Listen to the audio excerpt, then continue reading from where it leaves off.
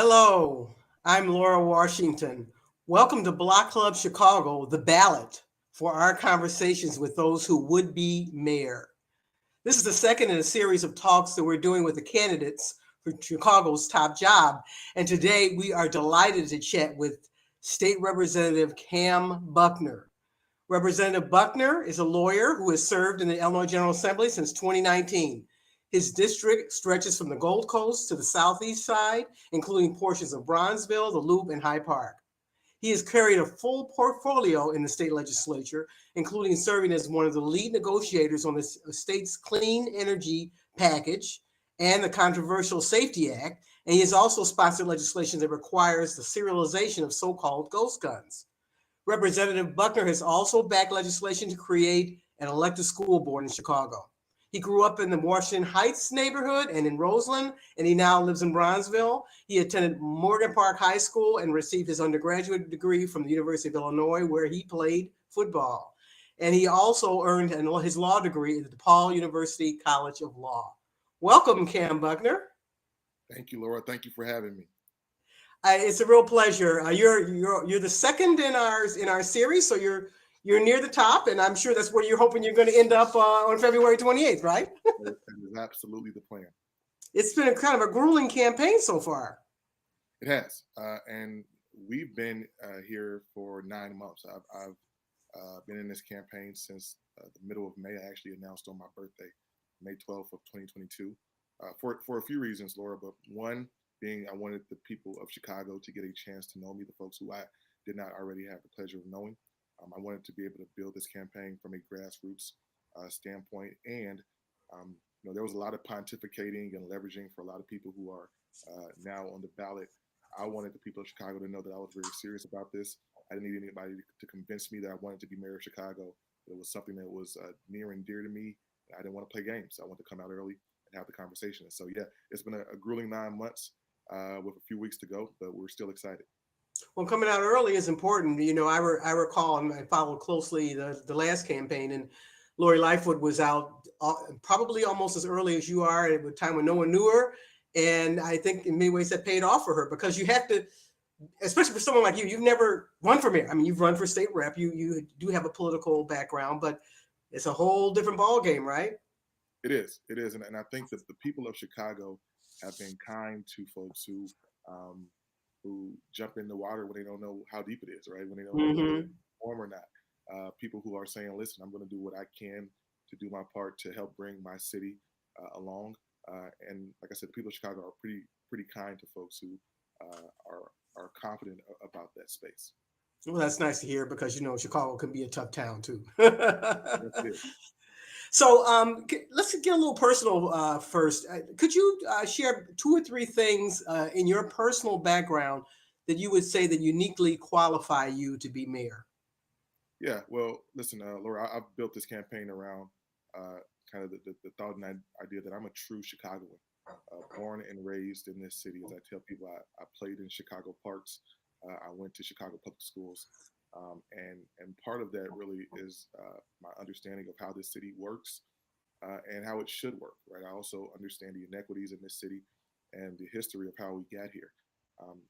When elected mayor, I will be the first Chicago public school graduate to lead the city since the late Harold Washington.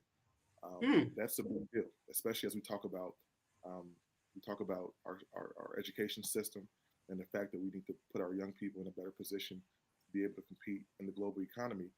Who better to talk about that system and fix that system than one of his own, right? I also make it very clear to folks that I have a public servant's background and upbringing. My mother spent 33 years as a Chicago public school teacher, teaching both in Lincoln Park and in Auburn Gresham. I have a younger sister who's currently a CPS teacher in Beverly, and I have an older sister who's currently a CPS principal in Austin. My father spent 27 years with the Cook County Sheriff's Department, retiring as a sergeant in 2004. And so we come from a long line of public servants, and it really was drilled into us as young people that public service really is the rent that we need to pay in order to be a part of the city, the state, and the society. And lastly, I'll say I've had the privilege, Laura, over the last 4 years of representing the most diverse district in the Illinois House of Representatives. It is a lakefront adjacent district. It's completely in the city of Chicago, but it encompasses a number of communities, um, 10 aldermanic wards, and I go from South Chicago near the Indiana border way up to the Gold Coast. So places like Bronzeville and Hyde Park and Kenwood and South Shore and Woodlawn, but also places like downtown and the Magnificent Mile and Streeterville and the Gold Coast as well. Hmm. So I'm going to put you on the spot here since you brought up the diversity of your district.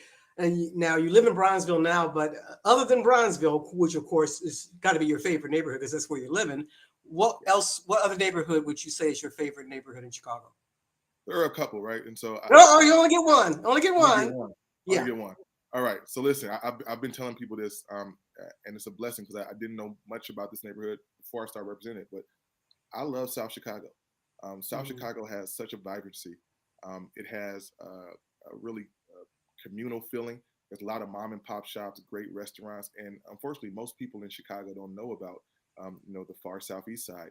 But it's a real family atmosphere. There are a lot of immigrant families who live there. But what also is true is that they've been left behind for a long time. They've been a sacrifice zone. We talk about industrial pollution and the things that have happened in that area. They continue to rise up and fight, and I've grown to fall in love with South Chicago over the last 4 or 5 years. So you bring up some of the challenges there. So what's on your agenda as mayor? Do you have a specific plan or strategy to deal with not only South Chicago, but this whole issue of industrial pollution has come up in a number of different neighborhoods. What is your plan to address that? Yeah, listen, we know that the history of Chicago is one that is fraught with difficulty because of the fact that we were such an industrial town for such a long time, right? Whether we're talking about the stockyards or the steel mills, and we've had a hard time, I think, finding a real way to disconnect from that past and still make people who live in the current situation safe. I've stood with the people of South Chicago when they fought back against the city moving General Iron um, from Lincoln Park to their community. I've stood with the people of Pilsen when they have fought about cereal scrap shredders and the people of Little Village when they fought about Hillco and the implosion that happened there last year. But part of my plan, and you'll hear a lot of folks in this race talk about this, is reconstituting and resourcing the Department of the Environment. We've had one at one point. It does not exist under this current administration. And we've got to do that, but it's not enough just to bring back the Department of the Environment. We've got to give it some real marching orders about sustainability and climate change and how be environmentally just moving forward. But also, we've seen that many of these departments come and go based on the whims of whoever the mayor is. I have talked about raising the Department of the Environment to a commissioner level position, like we have a fire commissioner and a library commissioner, so that it is institutionalized within city government, so that our climate change issues aren't getting any better; they're not going away. So we've got to have, I think, a real stake in the ground moving forward. So no matter who the mayor is, that we can provide relief to communities, that we can stop the practice of having sacrifice zones, specifically for communities of color. We know that Black and Latino kids are breathing dirtier air than everyone else in Chicago. And that shouldn't be okay with us in 2023. What about the lead poisoning issue? That's another big challenge in the city, and there's been a lot of changes and controversies around the pace of the replacement of the lead pipes, and the mayor has been criticized for that. What's your agenda? What's your plan for addressing that lead poisoning issue? So my Department of Environment will help lead the charge on that. Listen, I think we've got to start talking much more about this lead pipe issue. For some reason, it's been a tertiary or ancillary issue in this campaign. The truth of the matter is we have 400,000 lead service lines in this city. That's more lead service lines than any other city in America. The former administration, the Emanuel administration, pretended like this was not a problem. The Lightfoot administration has acknowledged it being a problem, but hasn't moved with any swiftness to get it taken care of. We've only removed a fraction of those pipes. And then what we heard from City Hall is that that those pipes they're going to help people figure out how to pay for them, or people need to find ways to pay for them. This is not a problem of my neighbors. This is a problem of the city. Because the truth of the matter is, the only reason we have more lead service lines than anyone else in the country is because up until 1986, the city code required that we use lead in our service lines. Mm-hmm. And so, listen, the city created this issue. The city has to fix it. We've seen places like Denver and Detroit who have been bold and intrepid, and they've said, listen, we're going to do something about this. And they begin the work. And by them creating a process and apparatus, people at the federal level have decided to give them more money to finish up the job. But we haven't even started in a real way, which is why we're talking about funding and how to move forward. This has to be a serious issue for us. What I also will say is that currently, for a person or a household to get a filter for these for their water system based on lead pipes, they've got to go through this long process of getting the filter. They can apply and prove that they may have lead pipes. Listen, in places where we know that these lead pipes exist, in places where we know that we have children, pregnant people, we've got to triage and give them the ability to drink safe water. We have to do that first, right? So Right. There's a way to do this. There's also a massive jobs program somewhere in here if we do it the right way for people in communities who have been affected. Mm-hmm. And perhaps federal funding is available for that as well. So a lot of urgent issues, a lot of challenging issues. On day one, when you walk into the 5th floor of City Hall, what's going to be your first act as mayor if you were elected? Listen, I think the people of Chicago, no matter where they live, I'm hearing this from Street or Real to South Shore, is that people want to know that there's a plan for their safety. Public safety has been issue number 1, number 2, and number 3, right? And so I talk a lot about, the first thing that we do being making sure that we have the right leadership in CPD. And I've been very clear about the fact that I don't. So it's the first thing going to be that your first act would be to fire David Brown? To hire someone else. But you had to fire David Brown first, right? Yeah, but at least I like to think of things through the positive aspect. To bring in a police superintendent who is able and willing and ready to deal with the issues that face this department today, but we can't do that in a silo by itself. I think we have to run it on parallel tracks. The moment we begin to start talking about public safety, we also have to start talking about, fully beefing up the Office of Gun Violence Prevention, working with community groups who are doing the work on the ground to invest in communities at the same time. So I think we do those things. And then one part that I think is super important, and I have the ability to do this better than anyone else in this race, is the mayor takes office on May 20th. On May 26th, I believe, the state will pass our budget for the year. After being in Chicago and City Hall for a couple of days, I'm heading straight down back to Springfield on 55 to make sure that budget looks like it needs to look to help the people of Chicago on day one. So you got a long list for day one. That's you're going to be a busy guy. Yeah, there is. So you mentioned violence prevention, and there's been a lot of conversation in the campaign at the forums among you and your colleagues about increasing the budget, spending more. Do you have a dollar figure? How many dollars do you want to put into violence prevention? Let's say in your first year in office, what's going to be the budget for violence prevention programs coming from the City Hall? So we got to get a real look and a real grasp on the actual budget. What I've said in the past is that the budget, the way it's presented right now to the people, is pretty opaque. And there are some things you can see what's really happening, but honestly, Laura, there's still a lot of smoke and mirrors. So I want to get in, lift the hood up and get under there and see what we really have. But what I do know is that 2 years ago we only spent $16.5 million on violence prevention. Right? To me, that's way too small. That's a very scarce number. And so I talked about at least tripling those numbers coming out the door. But I think we got to once again coordinate and find ways to do this. The only way we can make us all safe is for all of the parties to be at the table. The city has to lead it and coordinate it, but we have to work with other people to get it, to make it happen. The other thing I would say is, listen, we talk a lot about the police budget in particular, and no matter where you fall on the spectrum of whether we're spending too much or we should fall back on our spending, I want to be very clear about the fact is that in 2021, we had 797 homicides. The city claims that 50% of those murders were cleared. If you do the math and you take those 50% clearance rate that the city claims with the homicide rate, with the amount of money that we're spending on police per year, we're spending about $4 million to close each homicide. That is a ridiculous return on investment if you look at it through the numbers. Well, so that means you got to cut spending, and the city budget is like something like $16.4 billion. That sounds like a lot of money, but the vast majority of that is housed in personnel, particularly in the police and fire departments. So are you talking about, in order to be more efficient, you're one would think you'd have to cut personnel, you'd have to cut staff. Do you have, is that one of the things you're going to be looking at? Well, so the 1,600 officer shortage is already in the budget, right? Those positions have been budgeted for.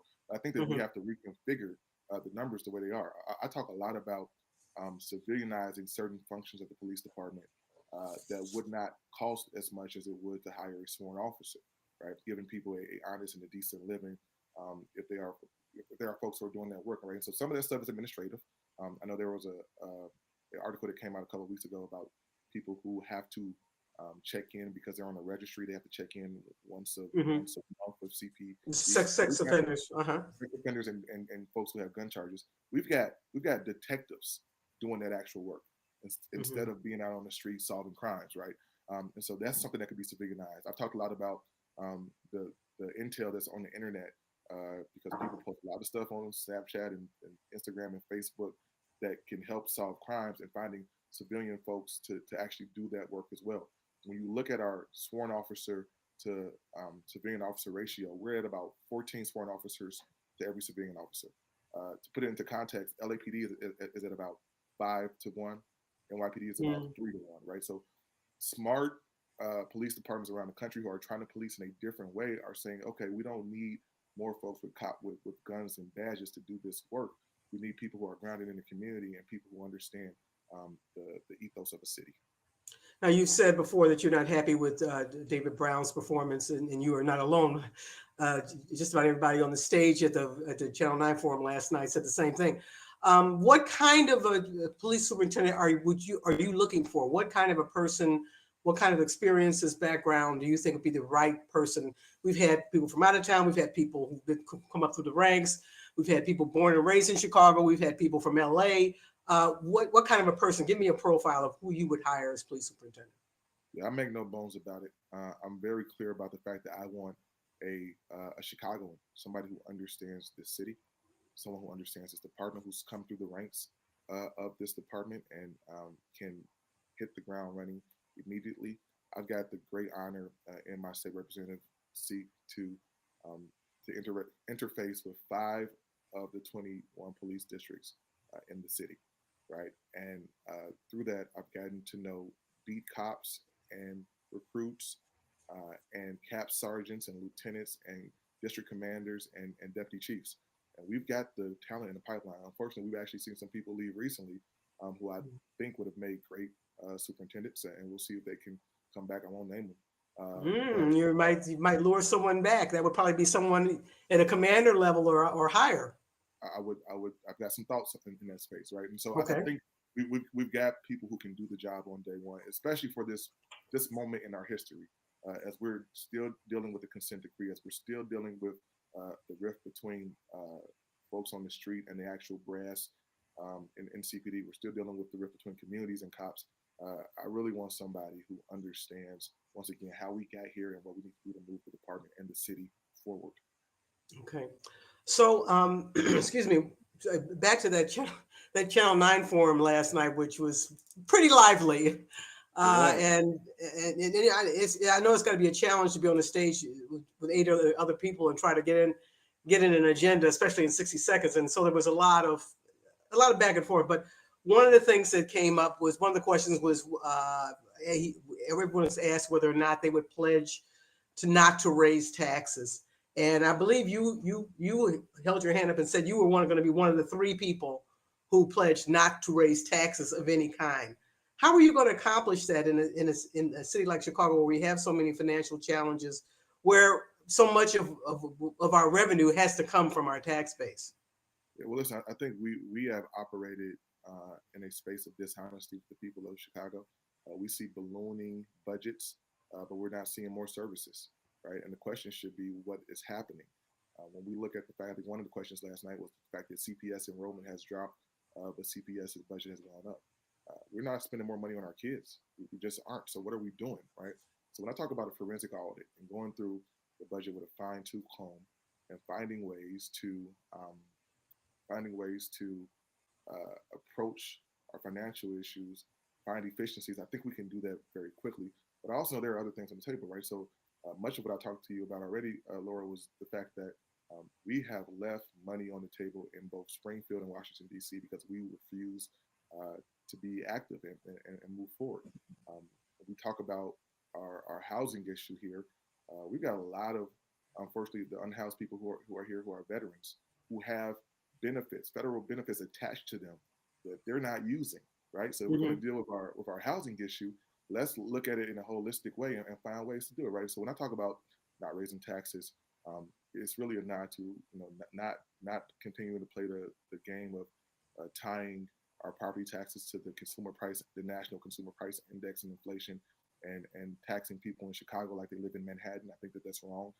It's about not creating going back to the 1973 Richard J. Daley corporate head tax, which is going to run businesses out of town and take away jobs. I do talk about the real estate transfer tax for real estate transactions of $1 million or more, and I clarified that last night because So that is you would support, you do support that. I support that. I Okay, that's a tax. Chicago homes. You said no So, taxes last night. I clarified. Okay, I clarified that last night. Okay. Afterwards. And that's about last year there were 2,200 real estate transfers over $1 million or more, including King Griffin and his $10.5 billion sale on his condo at the Waldorf Astoria. But listen, there are efficiencies, and then once again, there are things like the local government distributive fund, the percentage of tax of the income tax that the state government gives back to cities. It used to be 10%. Right now, it's at about 6%. It had dropped down to 5%. We pushed it up a little bit last year in the budget in Springfield because some of the state reps who also were mayors lobbied for it, and a lot of people lobbied for it for their small towns. The city of Chicago wasn't down there talking to us about that at all. This is money that could be going into the coffers in Chicago without raising a single cent of tax on anybody. And if we do it the right way and we're able to get that up to 10% that I believe that cities are owed by the state, that's about a $200 million piece of revenue coming to the city without moving the needle on taxes for anybody. So listen, I think we got to be different and creative and be honest about the things that we're doing wrong and make sure that we're not being wasteful with the dollars that we are getting from our people. Okay. So and I'm hearing your voice is a little bit low. So if you could sit a little bit closer to the camera Okay. Yep. or speak up a little bit more, but we don't want to miss a word. So okay. Thank you. And I'll speak up a little bit more as well. That sounds much better. Thank you. Okay. So you've talked a lot about your experience in Springfield. 4 years of experience as a state legislator. How will you deploy that as mayor? I mean, you're going to be sitting in a different seat. You're going to be having to go in many ways hand in hand to Springfield for resources. What's going to be your strategy there? Listen, it's relationships. It always has been. It's being able to work across the aisle, across the dome in both chambers to put Chicago in the most advantageous position possible. There are folks in this race who have worked in Springfield before, but I'll tell you what, their Springfield no longer exists. It is an entirely new place. And one thing that's going to help me is that I helped build this new Springfield, help usher in the first Black Speaker of the House as the chair of the Black Caucus, and have worked with this new governor, no longer new, right? He's in his second term, but Governor Pritzker and President Harmon in creating this new version of Springfield that I think is working a lot better for the people of Illinois than it has in the past. And so no one else has those relationships. No one else knows the ins and outs of how those things work in this new version of Springfield. And I don't think that anyone else can get as much out of this Springfield as I can. Okay. Well, you're very well positioned to do that, but there's only so many resources out there, and Springfield is going to have a lot of demands. So, what? Let me ask you this: what's your number one priority in terms of what's the first thing you're going to go to Springfield for as mayor? I think the local government distributive fund is going to be huge. I've talked about this publicly. I've talked about the fact that being able to bring that in is going to be helpful for us. And listen, I think when it comes to having a robust Springfield agenda, we will have one. But one thing that we will do for sure is work very closely with the Chicago delegation with this, which is what this mayor did not do. But work very closely with the Chicago delegation. Springfield also has to draw the legislative maps for the school board coming up before the end of this summer, the, right? the elected So there school are a board. lot of things that we got to be able to work hand in hand on moving forward. Okay, we're going to be watching for that. That's going to be very important. And as I mentioned earlier, you had a role in making that a reality. So we took some questions from some of our readers, some Block Club readers, and so I wanted to share a few of those. Well, one of them is about decision making around Invest Southwest. The Invest Southwest project, which is one of Mary Lori Lightfoot's signature projects, and what we're hearing in Black Club is that South and West Side neighbors have said that they've been repeatedly shut out of decision making on Invest Southwest projects, despite the city promising them unprecedented levels of community engagement. How would you work to ensure that the projects that are picked for this kind of economic development are the ones that the neighbors really want and that will most benefit the neighborhoods? Yeah, listen, one of the biggest rubs on Invest Southwest is exactly what you just said. That this happened to communities and not with communities, and I think that's problematic. I think part of the reason it happened this way was because I think the administration felt like they were on the clock, and they wanted to get some stuff out, and the process was going to be pesky and would have got in the way, right? But that's not the way you do development. I live in Bronzeville, Laura, and I live a block away from the 43rd Street, 43rd right off of King Drive, 43rd and Calumet, Invest Southwest project. And my neighbors, many of us, including me, I'm pretty active, knew nothing about it until the press release, right? Mm-hmm. Listen, that is a Chicago of old. We can't continue to do things that way. What I've vowed is community engagement, real co-governance, really talking to people, whether it's the Block Club or the SSA or the community groups. This is Chicago. One great thing about Chicago is that if you dig deep enough and spend a little time, you always know who's in charge of the block, who's in charge of the community, what grandma has something to say about 43rd Street, Mm-hmm. and it's part of what makes us a great city. But this administration hasn't embraced that, and so being a Chicagoan, being a community guy, that is going to be a hallmark of my administration, not just on huge development projects like Invest Southwest, but about everything that we do in this city. It's the only appropriate way to move us forward. So, how will you do that? What's going to be the mechanism for getting community input, making sure the word is out, as you said before, people see the press release. What's your structure? What does that look like? Yeah, so we've talked a lot in this campaign about putting together community engagement councils in each of the 77 communities to both help the aldermen, alder people, as well as the fifth floor of City Hall talk about um, things that are important in that community. I think we can stand up those mechanisms, and we're still working through kind of the micro community pieces too, right? Because I mean, you got like Grand Boulevard, which is where I live, which is large, but Douglas and Kenwood are a little different than other parts of Grand Boulevard or slash Bronzeville, and so figuring out how to logistically work all these things out. I think we're still working through that, but there's no doubt in my mind that I'm extremely committed to making that happen because I want to hear the voices of the people of Chicago. Hear and listen. Listen and take heed. Great. And then another question relates to bicycling and transportation. This is something that Block Club has done a lot of reporting on. And as you know, there's been a series of tragic accidents in recent years that have involved bicyclists with cars blocking bike lanes or hitting cyclists in the roadway. What is your plan for improving bicycle safety and the bicycle safety infrastructure? And what specifically would you do to make the roadways safer for cyclists and pedestrians? Yeah, listen, this has to be something that's extremely important to all of us. I've been a little bit disappointed that it hasn't been at the forefront of some of the larger conversations around this mayoral race, but it needs to be. Laura, just this year, this summer, and this fall, I spent a lot of time with families and communities who lost folks from from vehicular um, crashes on folks who are riding bikes, right? Traffic violence in and around the city on the north side, the south side, and the west side. I sat with a group of folks to celebrate the lives of a young lady named Lily Grace and a young man named Rafi Cardenas, and then just a few weeks later, Jaylon James on the west side. These were all young people who were riding their bikes around the city, like I did as a young boy, who were met with a fatal ending because they got hit by a car.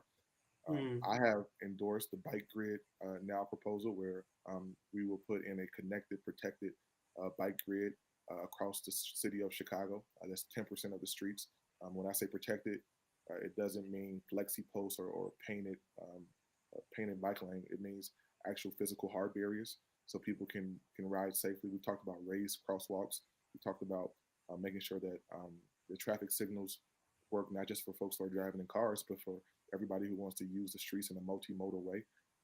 And we talked about making sure that I talked about making sure that every single road project, streetscape project, bike lane project that CDOT undertakes in this city, before it goes live, before we put a shovel in the ground under a Buckner administration, there would be a score that would have to be given to it, a safety and accessibility score, so that we are being, as we build the new Chicago and we build our built infrastructure and our built environment, that we are thinking about folks' safety so we can have safe streets for all, and that we are thinking about Chicagoans with disabilities who are trying to get around our city. Okay.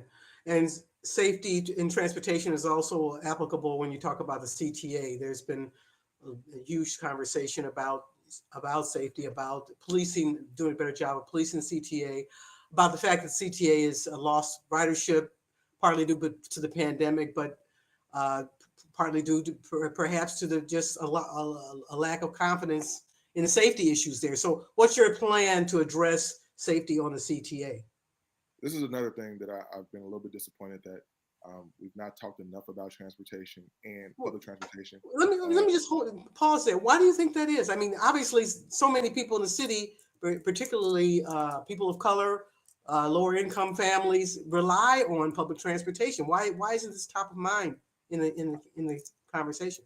I can't understand it. And when we talk about how to build a city and grow a city and maintain the city, public transit is a huge piece of it. I can't tell you the amount of people who walk up to me on the street, weekly, Laura, who say, I'm from Boston or I'm from Virginia or I'm from wherever, and I moved to Chicago because I want to live in a city that wasn't New York, where I didn't need a car, right? Mm-hmm. And so I don't understand it, and it's really important to me because as a young man, my father, we rode the bus and the train a lot. For him, it was the way of getting me to understand the whole city. But that's how I learned Chicago and Chicago's people and my directions and what the city sounds like and looks like, right? And so for me, we've missed the boat on here on this, and we've got to take it serious. And I'll say many of my colleagues have not put together real comprehensive transportation plans because they haven't been asked the hard questions. And so Mm-hmm. I'm glad that you're asking this, and I hope that we can make this a part of the larger tapestry as we talk about the things that are important to the city. But listen, I talk about a few things. I think from a safety standpoint, the answer is not $70 million on private security. It's not $30 million on German shepherds. I've said before that this mayor's campaign to put dogs on our trains is scary, and it looks like Alabama in the 1960s, right? Um, we have 32,000 cameras that are on our units right now on the buses and on the trains. But in many places, they're not connected to each other, right? And so the Mm-hmm. cameras, they're not networked. And so I've talked about doing that. I've talked about bringing back CTA transit ambassadors who can de-escalate and deal with nonviolent issues. I've talked about doing a program like we see in places like New York, where if you see something happen on a train that is maybe not dangerous, but maybe illegal or problematic, that you could text, and it will go to somebody contemporaneously and live, and they can find a way to deal with it. Those of us who ride public transit always hear the phrase, if you see something, say something. But the question is to say something to who, right? And so I think that text program will help us do that for sure. And let's just talk about ridership, right? Ridership is down because the pandemic put us in a bad spot. But we had opportunities in the pandemic to rethink the way that we did transit in this city, and we didn't take that time. Um, as ridership dwindles, crime goes up because people like to do things in places where nobody is, right? People Mm-hmm. like to do crime in places where people can't see them, right? And so if the trains are empty, then they become more dangerous. We got to increase reliability. CTA has to get back up to snuff. The ghost bus and ghost trains are not serving Yeah, I was as going to ask you about that. Now you say you're out there you're out there riding a lot yourself. Is do you think the CTA says that they've addressed the ghost bus problem? they've You buy not. that? I don't, because one, I see it myself. Uh, Number two, I hear from people all the time, and there are some really strong groups, grassroots community groups who are doing this work. There's one called Commuters Take Action, who are literally every day they post what percentage of scheduled trains on the green line, the red line, the blue line, and so on and so forth actually show up. And those numbers go from 70% some day to 59% other days, and they're, sometimes they're really, really low. And so, listen, CTA has not fixed this issue yet. They've got to be honest about it. I think Chicagoans will give them the grace to handle this issue, but they've got to be honest about it, and they're not doing it right What is your plan on the whole on that particular problem, the ghost bus issue? How do you address now. Yeah, it? I mean, I think that one is a little simpler, right? If you tell people that the buses are going to come every 40 minutes, they may be a little upset about it, but they can plan their day by that. Instead of saying they're going to come every 4 minutes and people are waiting. Literally this summer, I was up on the west side. I rode the system, both bus and train around all day. And I was talking to a young lady, and this is off the corner of Madison, and I can't think of what the cross street was. But she was waiting for the bus to go to work, and we were both looking at the app. The app said the bus was coming, and the bus did not come.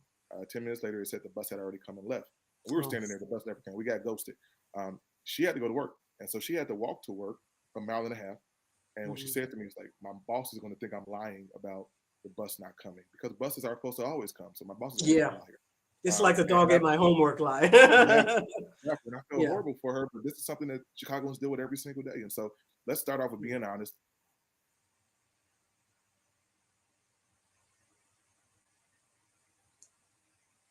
I think you're frozen. Can you hear me? Nope. Say it again. Okay. You froze for a minute. Sorry. So you were saying this is something we have to address. We got to address it. If we have a manpower issue, a human resources issue, let's deal with it. CTA just passed the $1.8 billion budget with no resources in there.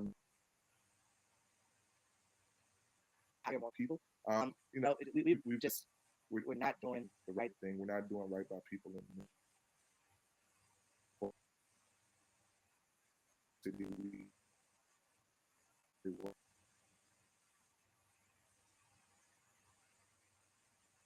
Okay. You're maybe it's just on my end, but you're cutting it out a little bit. But let's keep going. There's so many more things I want to talk to you about. So today was the funeral of the Tyree Nichols. It's a sad, terrible case in Memphis. The young man who was beaten to death by police officers there, and it's galvanized the country in ways that past cases have. We've seen it happen again and again. That we've seen Laquan McDonald. We've seen other cases like that right here in Chicago. And some people are beginning to lose faith that it's even possible to reform the police department and address this kind of police violence. What is your plan to ensure that we will never see another Laquan McDonald or Tyree Nichols or any other case like that ever again in Chicago?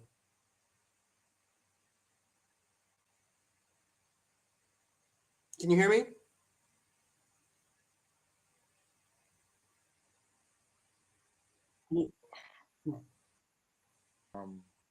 The Tyree Nichols case really.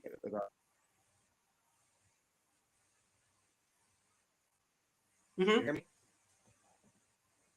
Yeah. Okay. I've really had a difficult time with this case for many reasons. I did not watch the video. I could not watch the video. I probably cannot watch the video anytime soon.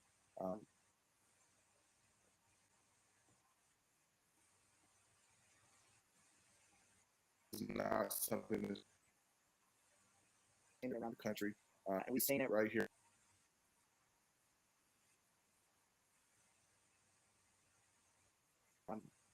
It is not enough just to change policing in America.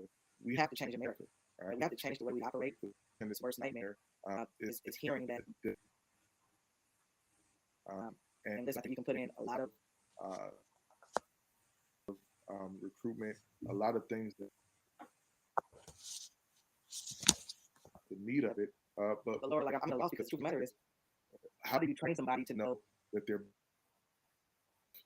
and when to stop, right? They should already know that. That's not a train. That's not. That's a humanity thing.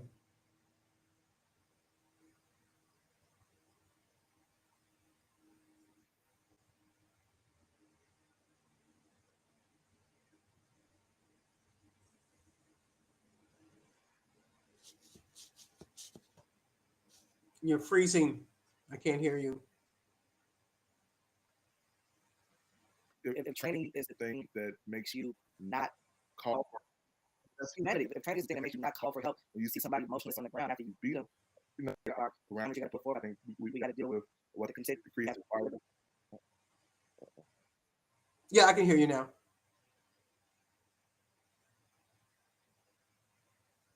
You're freezing again.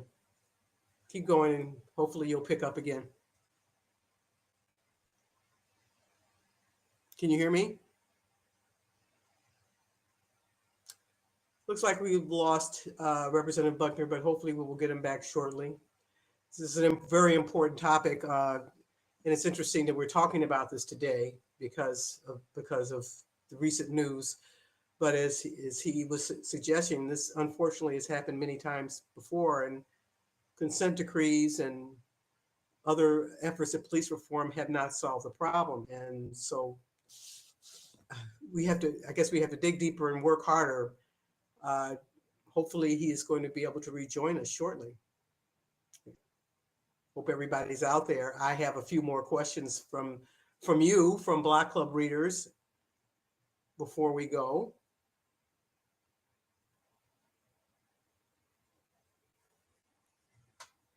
It's really important that you know that we want to hear from you, Black Club readers. We've been sending out invitations through social media on our website, and please go to our website.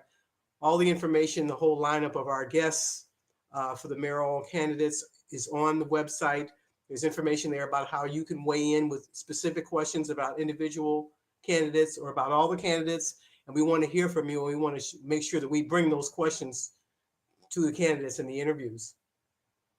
This is once in every 4 years, we get a chance to select somebody who's going to lead our city.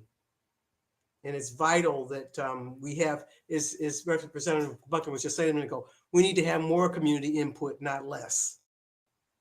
And that's why we need to hear from you. Block Club is about the community, right on the ground, block by block. Hang in there with us. I think our tech people are working on the problem.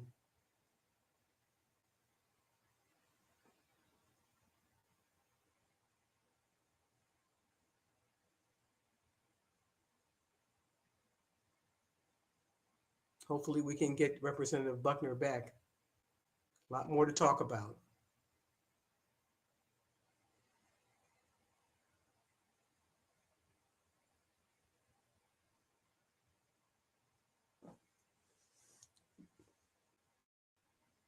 One of the things we haven't talked about yet is the schools, and I'm hoping we're going to have some time to get to that. Oh, there he is. Okay, is this working?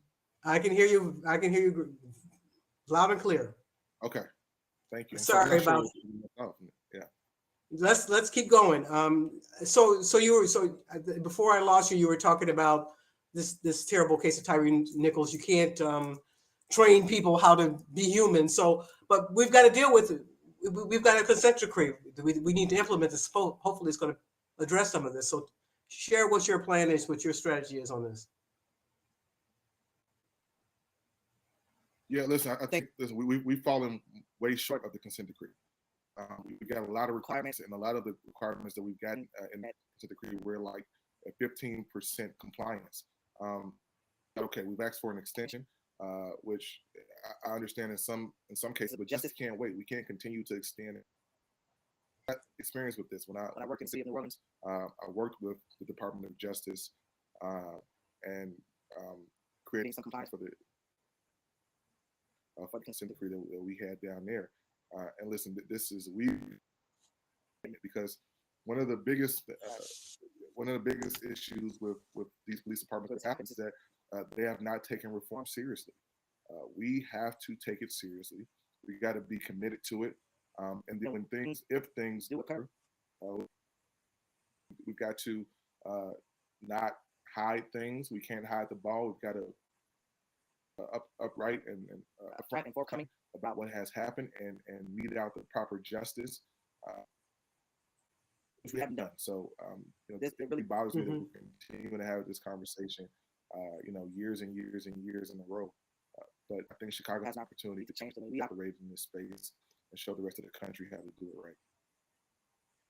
We're definitely under the microscope because of the Laquan McDonald case and so many other cases. So got to step up. I agree. So I have a couple more Block Club questions. One is from, this gets back to your childhood. This one is from Katie Fight, and she wants to know about the park system. You were saying that you grew up playing in Chicago parks. Katie wants to know, how will you address the quality and inequities of the programming in the park system, and how will you leverage the system to engage more kids and be genuine resources for the communities where they're located? Yeah, thanks for this kid right there. Graver Park on the corner of 103rd and Charles. I spent every day after school there as a young man. I learned to play basketball there. I learned a lot of stuff there. And I was a kid who went to summer camp, CP Park District, much of my childhood. So I think one of the biggest things is connectivity, right? In Chicago, many of us operate in silos. The Park District and the school system and the library to at least be working in conjunction. If no one else, they should be working in conjunction to make sure that we're offering as much as we can to our young people. That's number one. Number two, we need to take a real analysis of where our dollars are coming from and find ways to make sure that they're spread out equitably around the city, specifically in parks that need it the most. Number three, there are still a number of field houses around the city. Shortages of what the issue is right now, but they're open from 9 to 5 during the school year, right? So if a kid gets out of school at 3 o'clock, the city has 20 minutes to get to the park, and then they're closing, right? And so they really should open at least 10 o'clock at night for many of these young people who jobs and trying to find a way to make ends meet. We have the apparatus and the network to do it. Let's just be smart about the resources. And then the last part I will say is park advisory councils are a huge help in the city if they're operated the right way. Bring the community in to be a part of the solution. The park advisory councils can really help us do that, help us figure out what programming and resources are needed at parks around the city, what are the specified needs of those communities and those people. It's the only way we can work. I'm really still at a loss that what we saw this summer in Chicago was a park district who was not ready for opening up pools in our summertime, right? And before that, we saw who threw aside the needs of young people who had been sexually assaulted at the park pools, right? So to me, we're better than this. Chicago's got to figure out how to get it right. And I think the park district of our public safety when it comes to making sure our young people have constructive things to do.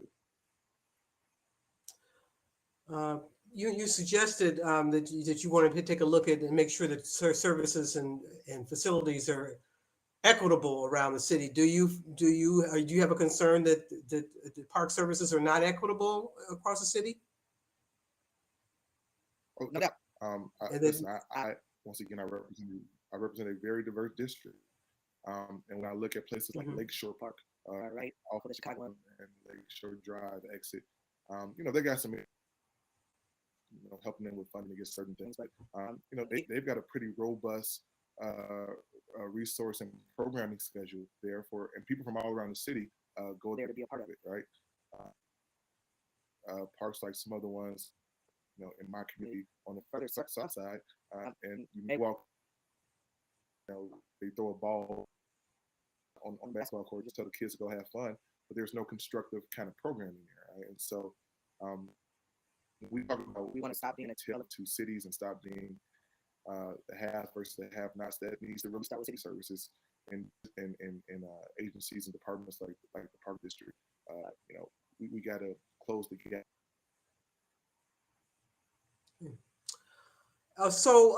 There was some drama in the city council today around the mayor's plan or proposal to extend the Commonwealth Edison franchise for another 15 years. And she wasn't planning on bringing it up for a vote today, but she did introduce it, and it got tabled for discussion.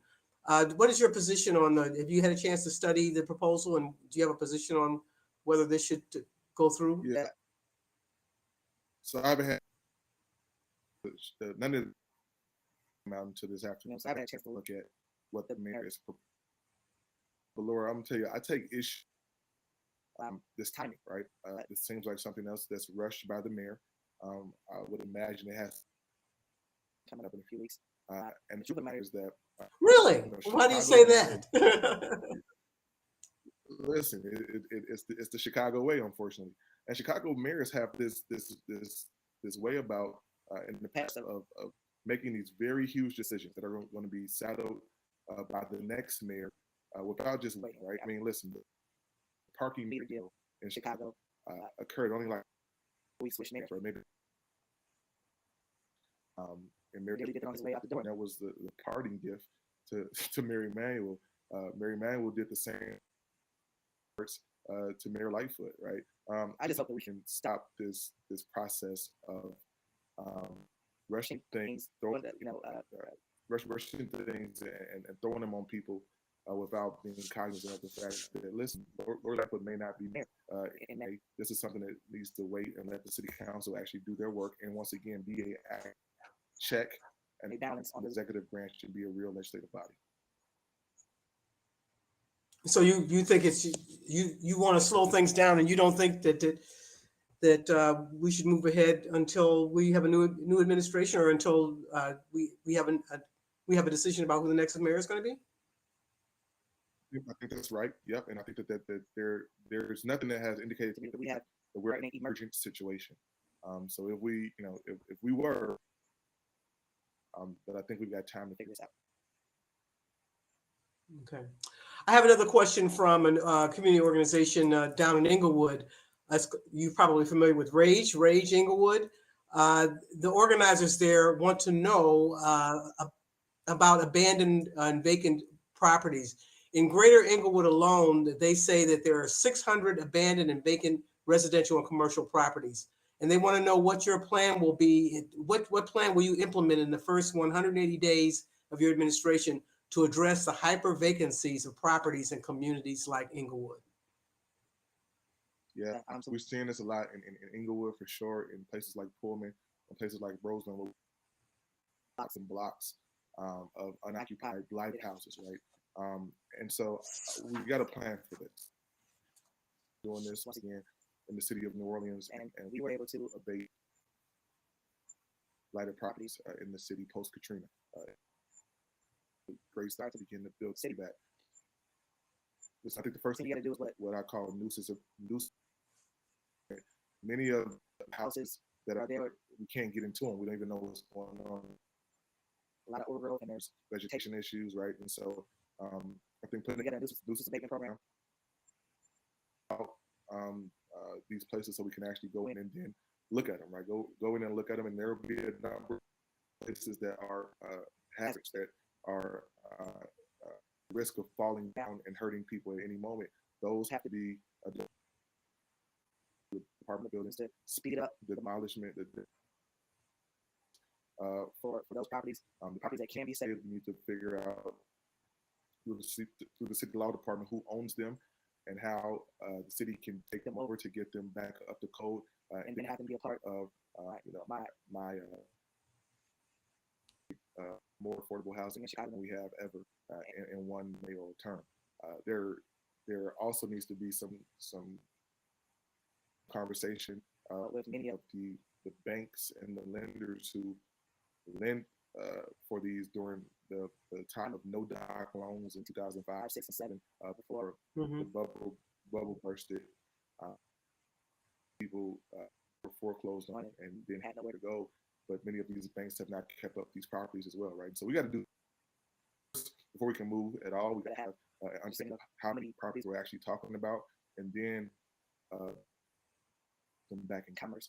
But I think I'm grateful to Rage for the extra 80 days. I think we got to start doing it in the first 100 days. I know they said 180, but really we're going to deal with communities and deal with our housing issues citywide.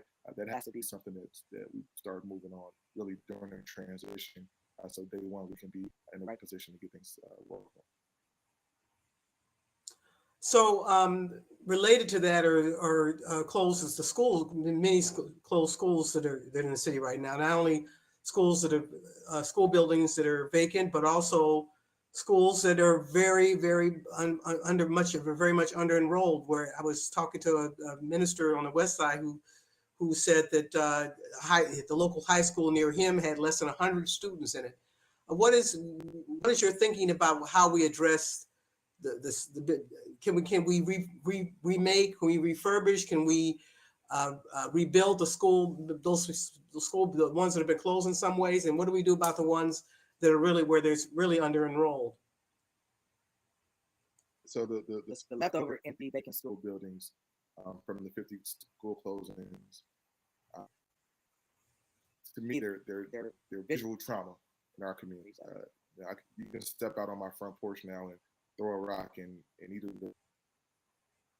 because they're everywhere, especially up and down between different the project just exists. There was almost a school building for every high rise, right? And those buildings are just scattered up and down the street. They're still empty in many cases, and it's disheartening that this administration hasn't done more to reprogram. We can bring them back up to snuff for sure. Bring them back up. About the mental health clinics. Some of these clinics may exist in these schools for young people and offices for city services. They need to utilize these school buildings for sure. I think we can definitely do that and work with community to things back up. Actually, I mean, years ago, probably 8 or 9 years ago, a friend of mine who's a former Chicago Bear player was trying to buy one of these schools for his foundation to do some work for the young people in the community. Can I stop you? We lost your video. We don't see you. Can you click back on your video? Okay. Look down at your with the camera. Don't see you. I don't know why. I can see you. Is your camera? I'll turn it off now. Let me turn it back on.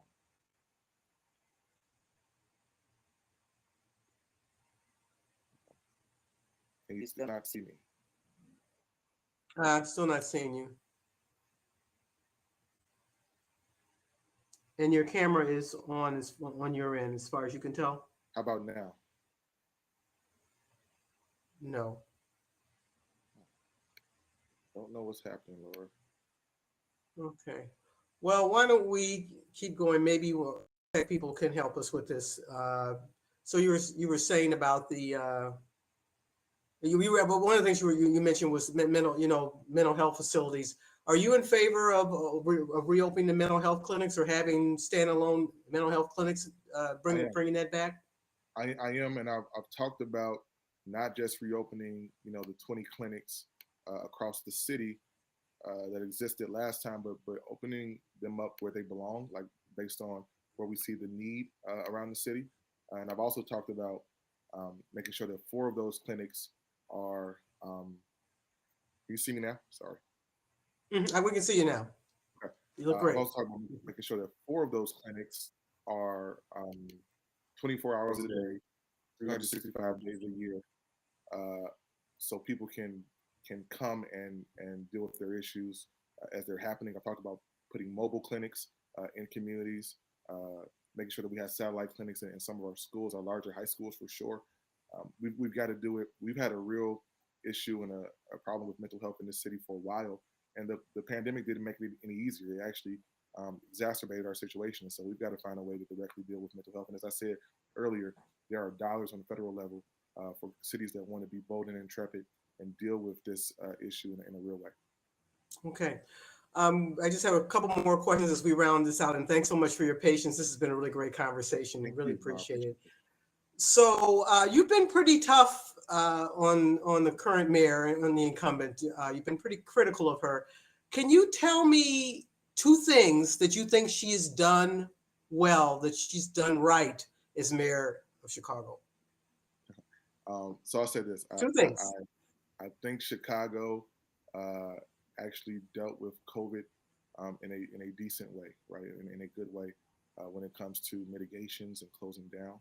I'm appreciative that the mayor was able to work with the governor in this space, and it wasn't always easy, but with the governor and the legislature to actually do the things that were right to keep people of Chicago safe, right? I think that really matters. What I will also say is that